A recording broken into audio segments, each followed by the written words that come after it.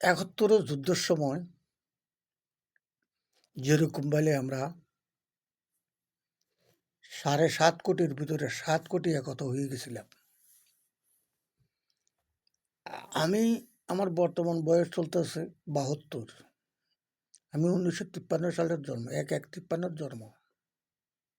কিন্তু আমি ১৯৬৫ ইংরেজির যুদ্ধ দেখছি, ৭১-ও দেখছি, আর পার্বত্য চট্টগ্রামে বীর রাজাবান পরিচিতি সেটাও দেখছি। সেটা ৭১-এর কম নয়। যা হোক, বর্তমান আমি মূর্খ হইতে পারি, বয়স্ক হইতে পারি, গরিব হইতে পারি, কিন্তু আমাকে আল্লাহ একটা জ্ঞান দিছে।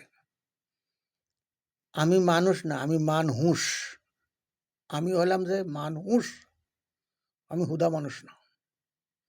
তাই আমার এই যে ইউটিউব, টিকটক, ফেসবুক পেজ এগুলো দেখে আমি দেখতে পারতেছি, বুঝতে পারতেছি আমার জ্ঞান এটাই আসছে কি ভবিষ্যৎ আমরা এই দেশটাকে রাজনীতি দলগুলা আইসা নির্বাচিত সরকার হয়ে লুটপাট করে নেবে, কিন্তু দেশও রক্ষা করবে না, দেশের জনগণকে রক্ষা করবে না, দেশও রক্ষা করবে না, দেশের জনগণও রক্ষা করবে না। তাই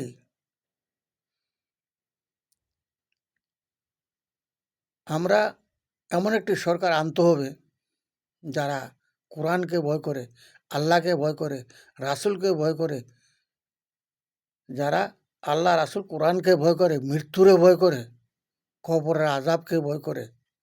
এই ধরনের একটা সরকার যদি আসে, উনি ওই সরকার আমাদেরকে আধুনিক অস্ত্র দিয়ে, আমাদেরকে প্রশিক্ষণ দিয়ে একত্রিত করে আমরা যুদ্ধ করে ৭১ মতো জয়লাভ করে আমাদের দেশ আমরা ভোগ করতে পারবো, এটা ১০০% শিওর। এখন দায়িত্ব হলো আমরা জনগণের হাতে। জনগণ যদি আমরা একত্র না হই, তাহলে পাকিস্তান পিরিয়ডে, এটা যে পূর্ব পাকিস্তান ছিল, তখন যেভাবে আমাদেরকে শিখাচ্ছে, যে কোনো সরকার আসবে, চীন আসুক, ভারত আসুক, আমেরিকা আসুক, ইসরায়েল আসুক, পাকিস্তান আসুক, যে আসবে আমরা চুষিয়ে খাবে। আমরা কোনোদিন সরকার হইতে পারবো না। আমরা সরকার হইতে হলে, দেশ চালাতে হলে, রাজনীতি করতে হলে আমরা আগে দেশ বাঁচাতে হবে, দেশের জনগণ বাঁচাতে হবে। তারা দেশের জনগণ চায় না, তারা চাবে মাটি। বাংলাদেশের মাটিটা দখল করতে চাচ্ছে।